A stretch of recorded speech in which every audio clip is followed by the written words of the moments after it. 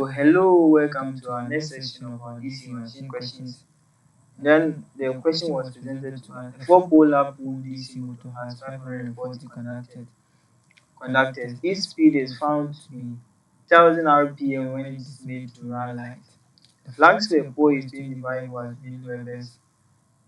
It is connected to a 230-volt DC supply. The armature resistance is 0.8 ohms. Calculate the induced EMF, the armature current, the stray loss, and then the loss torque. Okay, this was the question we had. So let's have our data ready. So we have our poles, right? P to be equal to what? 4, and is equal to A because what? In terms of lap windings. And then we have our speed on no load, right? Which is what? 1000 RPM. Okay. And then we have our Z, which is the number of conductors, to be 540. And we have our armature resistance to be 0.8 watt ohms in the question. And then finally we have our flux per pole, which is what? 25 times 10 raised to the power minus 3 watt webers. Okay, so this is our data. Now in the question I, let's look at the I. We're told to calculate the induced EMF, right? Induced EMF, which is more or less the back EMF on no load. Then that will be equal to the flux times the what? The P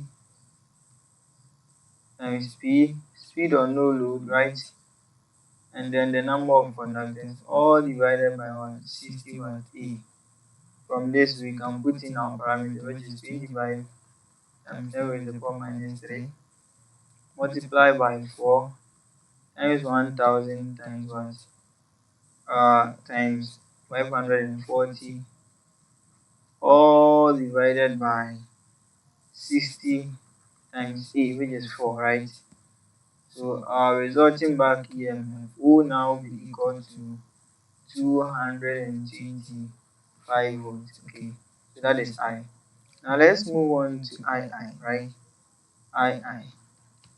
II. The question states clearly that we should find the what?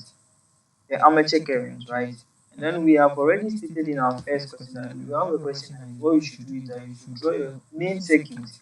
And then realize that this is a lap winding, that means that what? We have a shunt, more or less like a shunt circuit, right? In parallel. And then when you solve that, you have your resulting equation to be V, which is equal to the back EMF plus what? The armature current times armature resistance. So with this question, we are told to find the armature current. So we can say armature current will be equal to V minus what? EB all on what? RA, right? Which will give us what? Which will give us our V was what? 230, right? Minus the EB, the back EMF.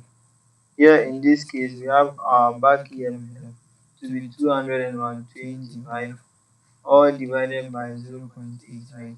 So our armature current will now be equal to 6.25 watt amps. Okay. So let's move on to the next question, right? The next question states that we should find the stray loss, right? So on no load, the power developed is fully the power required to overcome the stray loss. So it's more or less like the power developed. So we can see I. Our stray loss, right, is equal to what? The power developed, which is what? The power on the back EMF on no load times what? The armature current on no load, which will give us what? We had 225 for the back EMF times 6.25, which will give us a resulting value of what? 1406 point what? 100.25 watt. Okay, 0.25 watts. Okay, so that's the last one. And then we have our IV, right?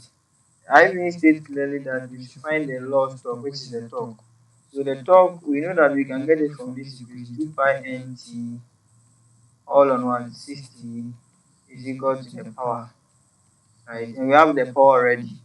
So we can make T, the 70 will be equal to the power here, which is what? 1406, right? 0.25. Because the back EMF and the current to give us the power. all divided by what? 2 pi n t all on what? All on 6, right? So we can say our torque will now be equal to 1406.25 divided by 2 pi, right? 2 pi, I'm coming, 2 pi times 2 pi n, and then we have n to be 1000. Sorry, I brought a t inside there. All divided by what? Our 60. This one will give us a resulting value of what? 13.428 what? Newton meter. Okay. Thank you very much. And that is all for this particular problem. Thank you. You see us in our next video of our DC problem.